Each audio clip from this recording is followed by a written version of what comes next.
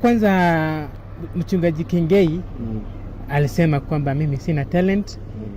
Mimi nabuka kama umbwa. Naimba kama mbuzi. Sasa mimi nataka niambie Kengei.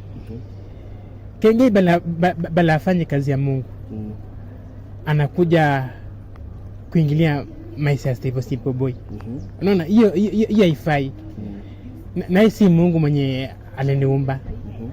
So Kengei, mimi kwa ripoti yangu kwa Kengei nimempatia 24 hours. Akuja apologize, akuja aombe msamaha pale Kibira. Na asipo apologize basi Wakenya na wafuasi wangu tutagoma. Kusema ni mtagoma mfanye nini haswa? Tutagoma tune paka kwa kanisa yake. Maandamano. Awache kunchezea.